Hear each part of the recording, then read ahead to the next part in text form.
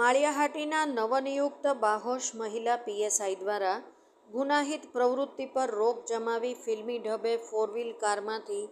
1560 નાની મોટી દારૂની બોટલ સહિત કાર કબજે કરી આરોપીની શોધખોળ હાથ ધરી. માળિયાહાટીના તાલુકાના પાણીધ્રા પાટિયા નજીક કારમાં દારૂ સપ્લાય થતો હોવાની માહિતી મળતા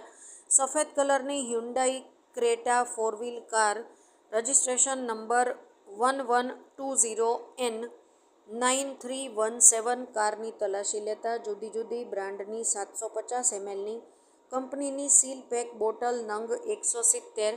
પેટી નંગ 10 કિંમત ₹48,000 તથા જુદી જુદી બ્રાન્ડની 180 mlની કંપનીની સીલ પેક બોટલ નંગ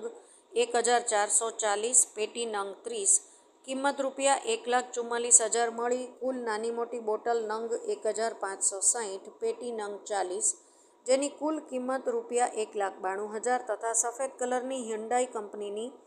ક્રેટા 4 વ્હીલ કાર નંબર 01301317